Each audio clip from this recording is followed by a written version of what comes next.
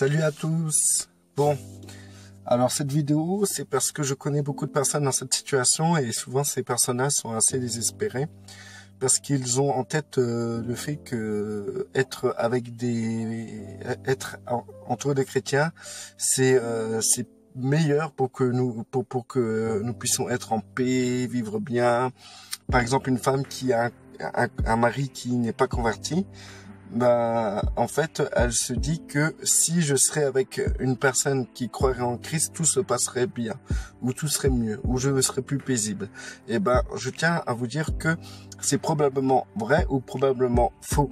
Et je pencherai plus vers le faux que vers le vrai. Et je dirais même que c'est totalement faux, quoi, en fait. Vous savez, la paix ne dépend pas de votre environnement. La paix ne dépend pas des personnes avec qui vous êtes ou avec qui vous êtes marié ou avec qui vous vivez. C'est pas parce que genre tu t'es converti à Christ et que tes parents ne croient pas en Dieu que obligatoirement dans votre que ça va être l'enfer chez vous. Vous allez être persécuté et etc. Donc pensez que être avec des chrétiens. Pensez qu'être avec des chrétiens, être avec un mari chrétien, etc., ça arrangerait les choses. Bah moi, je tiens à vous dire que il y a des chrétiens qui c'est des couples chrétiens, quoi, hein, qui sont ensemble, mais qui s'entendent pas. Combien de frères et de sœurs que je connais qui s'entendent pas dans leur couple, ou bien le mari est violent, le mari il est insultant, c'est un feignant, le mari c'est quelqu'un qui est orgueilleux, super religieux, qui va ramener quelque chose de strict dans sa maison. Il va forcer les autres de sa maison à porter des fardeaux que lui-même ne porte même pas. Et il va créer des lois en plus de ce qu'on peut lire dans la Bible. C'est des choses qui sont pratiquement invivables et que beaucoup de familles de chrétiens beaucoup de familles chrétiennes vivent cela. Donc du coup croire que parce que dans le couple tout le monde est chrétien, tout ira bien, c'est faux, c'est entièrement faux, encore une fois, parce que la plupart des chrétiens sont charnels et donc quoi qu'il arrive, dans la maison il y a énormément d'activités charnelles. Que même si c'est des chrétiens qui sont des chrétiens de plus de 10 ans de conversion, il a beaucoup d'activités charnelles dans les couples. Donc peut-être que toi qui a un mari qui n'est absolument pas chrétien prend plus soin de toi qu'un chrétien prend soin de sa femme. Donc il faut commencer à mettre certaines choses au point. Premièrement, si tu n'as pas la paix, si tu vis mal dans ta vie de couple ou dans ta famille ou chez tes parents, c'est parce que premièrement, c'est toi qui n'arrives pas à libérer la vie du Christ. Parce que la vie du Christ qui est en toi est capable de surmonter n'importe quelle situation. N'importe quelle situation. Vous savez, vous pouvez trouver la paix dans n'importe quelle situation. Même quand Pierre a marché sur la mer et que sur l'eau et que il a vu les vagues et tout, il a commencé à stresser, chose qui est totalement normale, quoi. Pourquoi? Attends, le gars, il marche sur l'eau déjà et en plus, il y a une tempête, les vagues, ils montent haut et c'est normal qu'il panique, quoi. Moi-même, j'aurais paniqué. Et ben, Pierre a coulé et Christ le reprend en disant, homme de peu de foi. Homme de peu de foi. Moi, je serais Pierre, j'aurais dit, mais attends, Seigneur, t'as pas vu la tempête et tout, j'ai jamais marché sur l'eau d'ailleurs, hein. Quand j'ai été petit, j'ai dû apprendre à marcher, je me suis cassé la figure plus d'une fois, toi, tu me demandes de marcher sur la première fois, je coule, tu me dis que je suis un homme de peu de foi, quoi. Au contraire, j'aurais dit au Seigneur, mais attends, Seigneur, j'ai fait 4 pas dans l'eau, quand même, sur l'eau, quand même. Si moi, j'ai pas de foi, bah alors, personne n'en a, quoi. C'est vrai, qui a marché sur l'eau aujourd'hui? Bon, du coup, c'est pour vous dire que Dieu a reproché à Pierre de perdre son calme dans cette situation-là.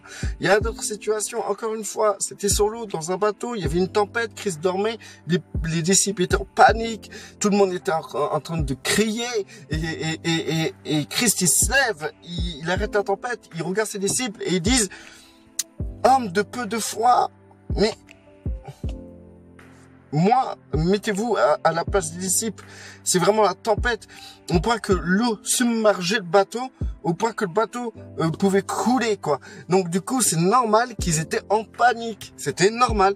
Mais dans cette situation extrême, Christ a dit, homme de peu de foi, à ces gens qui ont paniqué, qui n'ont pas trouvé un équilibre de tranquillité et de paix dans cette situation. Donc du coup, pourquoi ces exemples qui n'ont rien à voir avec vos maris qui sont pas convertis, ou vos femmes qui sont pas converties, ou vos parents qui sont pas convertis, c'est que en fait, dans les situations extrêmes, Dieu nous a donné assez de force pour avoir la foi et assez de capacité pour tenir ferme. Et ça, il faut jamais l'oublier. Et nous oublions cela. Nous sommes souvent en panique. Et du coup, si par exemple tu as un mari qui ne croit pas en Dieu, ne panique pas, reste tranquille. Et il faut, dans cette situation, qui pourrait être considérée une situation de tempête, chercher un équilibre, une paix intérieure. Une paix qui surpasse le raisonnement. Une paix qui surpasse l'intelligence. Une paix qui vient du Seigneur. Cette paix de pouvoir vivre dans un environnement non chrétien et pratiquement occulte sans perdre sa paix, tout en gardant la paix. Il est totalement possible à une femme de trouver la paix en Christ, de vivre en paix et de vivre dans la joie avec un mari qui n'est pas converti. Il est totalement possible à un homme de vivre avec une femme qui n'est pas convertie et de vivre en paix et dans la joie et de vivre pleinement Christ. Au lieu de chercher la paix et l'équilibre de la paix intérieure, qu'est-ce qu'on va faire? On va plutôt essayer de convertir l'autre. Donc on va se frustrer pour rien, quoi, en fait. On va aller prêcher la parole à la personne, on va la saouler tous les jours, tout le temps, quand on peut, quand on a l'occasion. On passe un bon moment, il faut qu'on parle de Jésus, etc. On va saouler les gens pour que ces gens puissent accepter au bout d'un moment Christ. Et même ces gens-là qui ont parfois un cœur aimable, eh ben ils vont essayer de faire un effort d'aller à l'église pour vous faire plaisir, etc. Et quand vous voyez ces personnes aller à l'église, vous êtes vraiment heureux, joyeux, alléluia, Seigneur, t'as touché le cœur de mon mari. Mais en fait, non, le mari a voulu vous faire plaisir pour que vous le laissiez un peu tranquille et surtout parce qu'il vous aime. Vous savez, vous pouvez vivre une vie épanouie avec un non-croyant. Vous pouvez absolument vivre une vie épanouie sans le saouler avec Jésus. Il faut, premièrement, de toute manière dans la Bible, d'ailleurs, Paul disait comme ça que il faut être doux avec votre mari, comme ça vous pouvez le gagner. Vous pouvez le gagner par votre douceur. Il a jamais dit de parler de Jésus tout le temps, de saouler votre mari à essayer de l'évangéliser. C'est saoulant d'être évangélisé. Imaginez-vous, vous êtes avec un musulman et tout le temps le musulman ou une musulmane, hein, une femme musulmane, hein, ou vice versa, et tout le temps il essaye de vous ramener dans l'islam, tout le temps dans l'islam, et ce serait invivable. Mais pourtant, le gars, le musulman qui veut vous ramener dans l'islam, c'est parce qu'il vous aime, c'est parce qu'il veut que vous soyez sauvés, que vous soyez pas perdus, que vous puissiez, suivre Mohammed et Dieu et son prophète Mohammed, et que c'est normal, c'est logique de faire ça pour un musulman. Donc du coup, imaginez-vous, il vous saoule tout le temps. Je pense que vous en aurez vraiment marre. Vous irez de temps en temps dans une mosquée pour lui faire plaisir, etc. Mais ça va vous saouler vraiment, mais vraiment. Eh ben, dites-vous que une personne qui n'a pas le Saint-Esprit ou que Dieu n'a pas préparé le cœur, ben, quand vous parlez de Christ tout le temps de cette manière-là, ça le saoule de la même manière que si il vous saoulerait à être musulman. C'est la même chose. Je pense que cette confusion est due au fait parce que vous avez oublié que vous pouvez vivre heureux avec des gens qui ne croient pas en Christ, quoi. Vous pouvez être bien avec ces gens-là. Vous pouvez, d'ailleurs, beaucoup de personnes ont fait l'expérience que les gens du monde, parfois, être avec les gens du monde, c'est plus plaisant que d'être avec des chrétiens. Parce que les chrétiens sont légalistes. Ils sont tout le temps en train de parler de la loi. Ça c'est bien, ça c'est pas bien, ça c'est bien, ça c'est pas bien. Ils vont te juger, ils vont te dire, Ils ont tout le temps quelque chose à vous dire, les chrétiens. Mais les gens du monde, non, ils vont pas vous juger, déjà, ils vont pas vous saouler avec des principes, des protocoles, des règles, des lois, etc. Ils vont simplement essayer essayer de vivre l'instant présent avec vous. Et ben, c'est plus plaisant, quoi, de vivre comme ça avec des gens qui, justement, n'ont pas cette pensée de vouloir vous ramener quelque part pour vous sauver. Soyez simple avec votre entourage. Arrêtez de compliquer la vie de votre entourage. Maintenant, c'est pas parce que votre mari devient chrétien, ou votre femme devient chrétienne, ou vos parents deviennent chrétiens que la vie sera plus facile. Ça, c'est faux. Demandez aux gens de votre église, là, les menteurs, ceux qui font en sorte que devant vous tout va bien et tout, mais dans la voiture déjà ils se clashent. Après dans la maison ils se clashent, ils se parlent même pas. Il n'y a pas de vie de Christ. Les femmes qui sont là en disant, oh punaise, si je suis avec un chrétien, j'aurais pu prier tout le temps avec lui, j'aurais pu vivre des choses avec Dieu et lui, on aurait fait des choses pour Dieu. Ben, je tiens à vous dire que 98% des couples chrétiens ne font rien ensemble. Regardez-vous la preuve. Non, c'est vrai. C'est la vérité, hein. C'est la vérité. Même moi, avec ma femme, parfois, on est obligé de se forcer pour faire des choses ensemble. Et pourtant, elle croit vraiment au Seigneur. Elle est vraiment consacrée, tout comme moi. Mais il y a comme quelque chose qui est très compliqué parce que nous avons les soucis du quotidien, nous avons les enfants gérés, le travail, tout ça, et qu'on a du mal à se retrouver. Quand on se retrouve, on se détend, quoi, en fait. Et on a du mal à vouloir faire, à prier ensemble, ou à faire l'œuvre du Seigneur, etc. Souvent, on a des pulsions. On arrive à prier ensemble, on prie ensemble, ça dure une semaine, après hop, ça repart en vrille. On a du mal à trouver un équilibre parce que déjà nous-mêmes nous devons trouver un équilibre en Christ. Nous devons trouver notre paix en Christ dans notre famille, dans le lieu de travail, dans notre environnement, dans tout ce qu'on fait. Donc du coup, sur ce, je demande vraiment à ma femme de prier pour moi et moi je prie pour elle, quoi. Et donc on a toujours cette pensée de vouloir percer. Et donc on n'a pas encore percé complètement, mais on pense percer et c'est notre objectif et c'est l'objectif du Seigneur. Mais c'est le Seigneur nous travaille.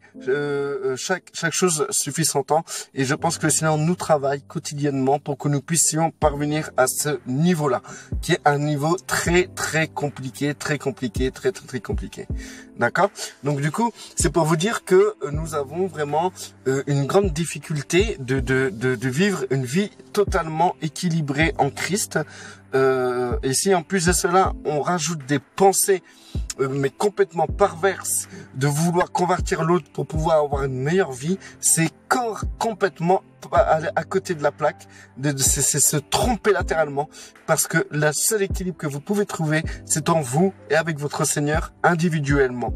Trouvez cet équilibre individuellement. Et si vous avez besoin d'une communion avec avec une autre personne en Christ, si votre mari n'est pas converti, vous pouvez toujours chercher un équilibre dans une communion fraternelle avec vos frères et sœurs. Et ça, c'est totalement possible. Vous pouvez combler ce vide grâce à vos frères et sœurs. On est là. Si tu veux prier avec quelqu'un, avec ton mari, c'est pas possible parce qu'il n'est pas chrétien, appelle-moi, on prie ensemble. C'est comme ça.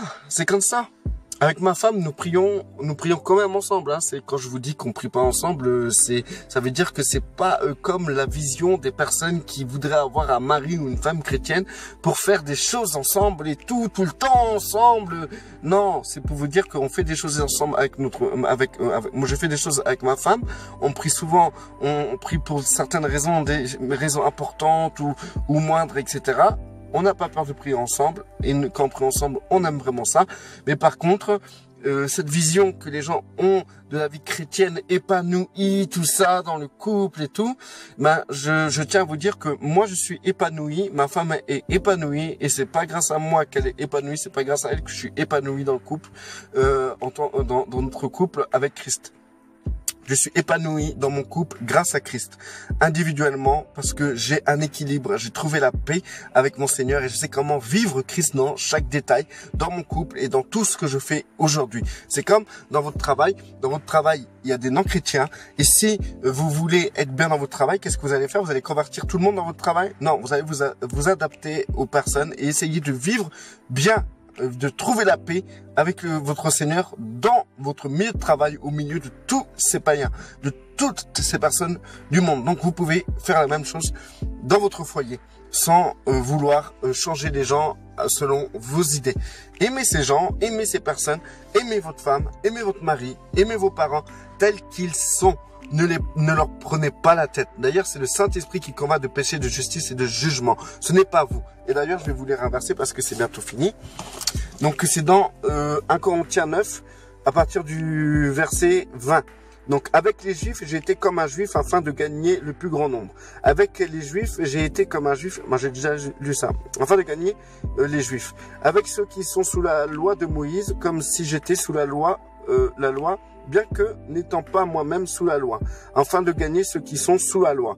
Avec ceux qui sont sans la loi, comme si j'étais sans la loi, bien que je ne sois pas sans la loi de Dieu, puisque je me conforme à la loi du Christ, afin de gagner ceux qui sont sans la loi. J'ai été faible avec les faibles, afin de gagner les faibles. Je me suis fait tout à tous, afin d'en sauver de toute manière quelques-uns.